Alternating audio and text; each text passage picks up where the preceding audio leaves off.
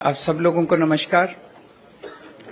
सबसे पहले मैं अखिलेश यादव जी का तहे दिल से शुक्रिया अदा करना चाहता हूं, उनका, उनके साथियों का, जो उन्होंने आज इतनी गर्मजोशी के साथ हमारा स्वागत किया, हम लोगों को मिलने का समय दिया। अभी उनके साथ काफी लंबी बातचीत हुई। बातचीत का विषय आप लोग जानते ही हैं कि दिल्ली के लोगों ने बहुत लंबा संघर्ष करके, दिल्ली के लोग वोट डालते हैं, वोट डाल के एक सरकार चुनते हैं और उम्मीद करते हैं कि वो सरकार उनके स्वतंत्र है। सरकार बनी और मई के महीने में मात्र तीन महीने बाद मोदी सरकार ने एक नोटिफिकेशन जारी करके हमारी सारी शक्तियां छीन ली।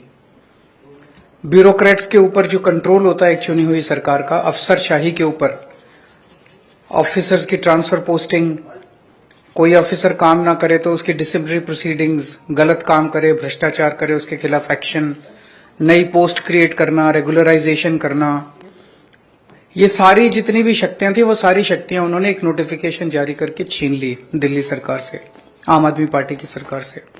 उसके बावजूद हमने काफी काम किया और इतना काम किया कि अगली बार फिर हम भारी बहुमत से जीते।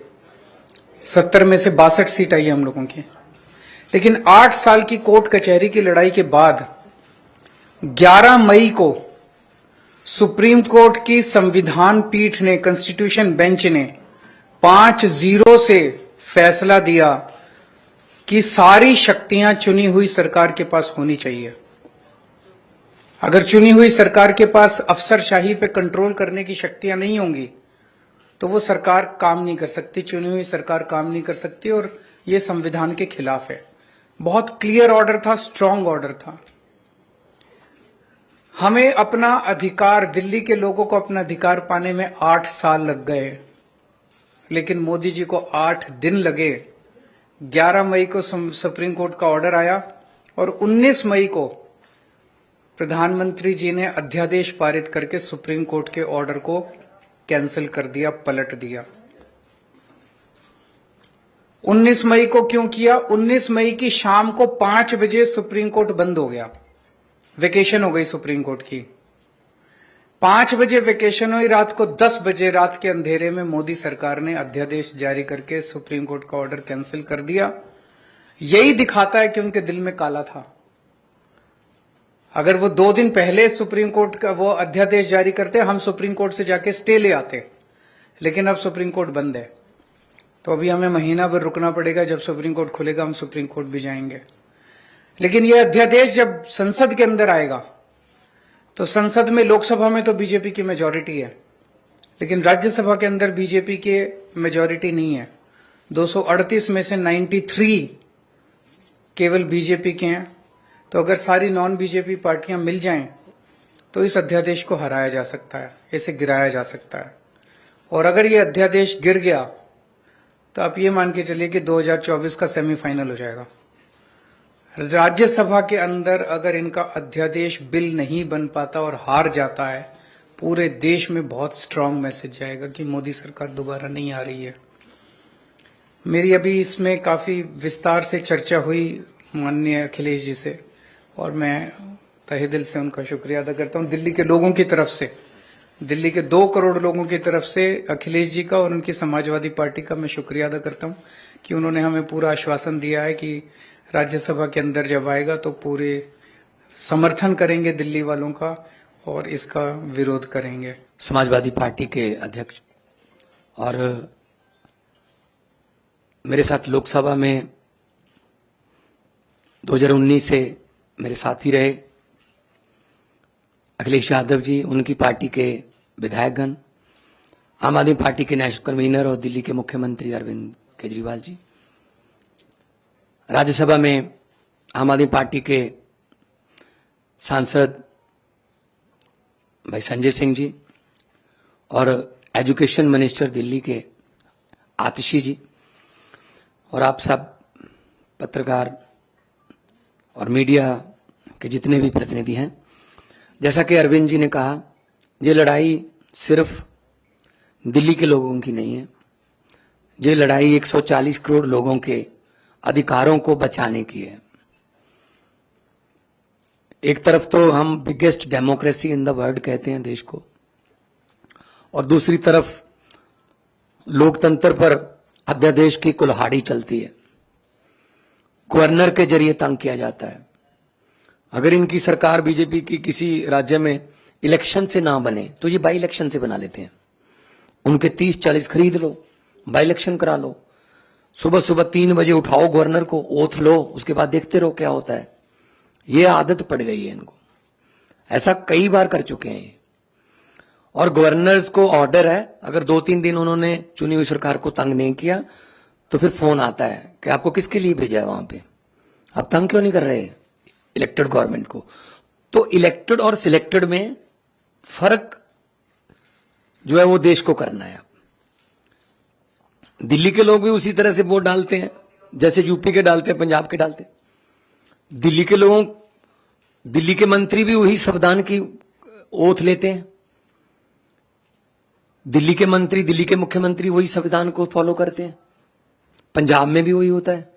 और दिल्ली देश का दिल है, वहां दिल्ली में मूल निवासी जो है दिल्ली में पूरे देश के हैं। यूपी से बहुत से लोग हैं दिल्ली में, पंजाबी बहुत हैं दिल्ली में, कर्नाटका से बहुत लोग हैं दिल्ली में, महाराष्ट्र से हैं, आंध्रा से हैं, उड़ीसा से, बंगाल से, देश के हर हिस्से से लोग दिल्ली में रहते हैं।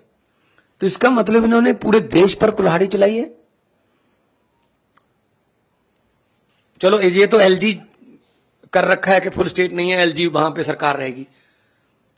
फुल स्टेट को कौन सा काम करने देते हैं। मैं अपनी एग्जांपल देता हूं, पंजाब में 117 में से 92 हमारे विधायक हैं, और हमने इस बार बजट सेशन बुलाने के लिए राज्यपाल को पत्र लिखा। उन्होंने कहा जी मैं बजट सेशन बुलाने के लिए आपको इजाजत नहीं दूंगा, पहले आप मेरा ये काम करिए, ये काम करिए। तो हम सुप्रीम कोर्ट गए, सुप्रीम कोर्ट ने कहा कि आपको बजट सेशन बुलाने के लिए इजाजत देनी पड़ेगी।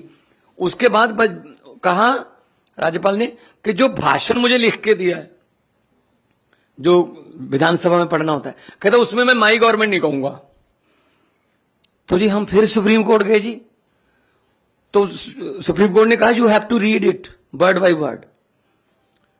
मतलब अगर राज्यपाल ये कह रहा है किसी स्टेट का कि ये मेरी गवर्नमेंट नहीं है, तो किसकी गवर्नमेंट है फिर पंजाब में।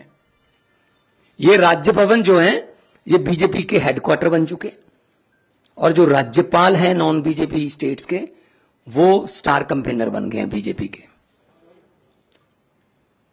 तो ऐसा पहले अखिलेश जी, उनकी सरकारें भी झेल चुकी हैं। ऐसा किसी भी प्रदेश के लिए अध्यादेश आ सकता है कि जी बस आप खत्म, हम शुरू। तो ये लोकतंत्र कहां गया। अभी अमेरिका के जो व्हाइट हाउस के एक बुलारे थे, वो कह रहे थे भारत में लोकतंत्र जीवित है। वो व्हाइट हाउस से कह रहे थे, यहां बुलाने की जरूरत है उनको। जिस दिन ट्रंप जी आए थे, उनकी पत्नी ने कहा मैंने दिल्ली के स्कूल देखने हैं, सरकारी स्कूल। तब स्कूल कौन से दिखाए गए, केजरीवाल वाले, एमसीडी वाले नहीं दिखाए गए, क्योंकि उनको पता था क्या हालचाल। तो ऐसे मतलब आप सबको साथ लेके चलिए, सबका साथ सबका विकास। जो जहां चुना गया है उसकी साथ दो। सेंट्रल सरकार के पास शक्तियां हैं, वो राज्यों के अधिकार क्यों छीन रहे हैं। हमारा आरडीएफ का पैसा नहीं दिया अभी तक, हमारा जीएसटी रोक रखा है अभी तक, हमारा नेशनल हेल्थ मिशन का पैसा रोक लेते हैं।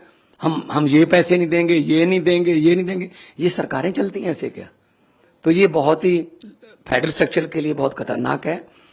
और समाजवादी पार्टी आंदोलन से, जेपी आंदोलन से निकले हुए नेता इसमें हैं, और उन्होंने तो बहुत संकट देखे हैं देश पर। तो आज जिस गर्मजोशी से और जिस जो शिद्दत से हमें सम्मान दिया अखिलेश जी ने, हमें इज्जत दी, उसके लिए आप बहुत आभारी हैं। और हमें उम्मीद है कि लोकतंत्र की जो लड़ाई लड़ने के लिए हम इनका साथ लेने के लिए आए हैं, उस लड़ाई में हमारा साथ देंगे। और इस लड़ाई से कोई भगवंत मान, कोई केजरीवाल या कोई अखिलेश जीतेगा नहीं। इस लड़ाई में जीतेगा तो देश की 140 करोड़ जनता जीतेगी। जी अखिलेश भाई।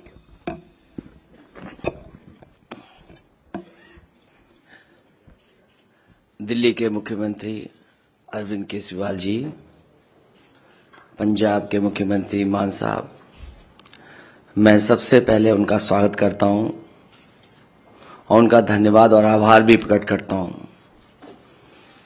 मैं उनको भरोसा दिलाता हूं कि दिल्ली का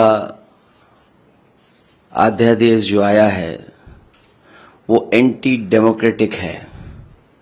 इस ऑर्डिनेंस के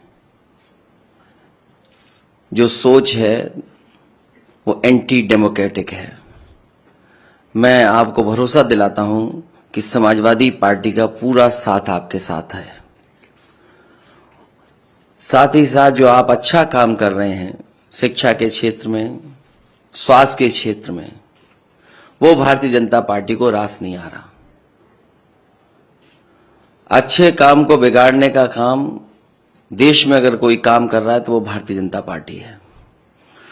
और आपके अच्छे काम को और अच्छी सोच को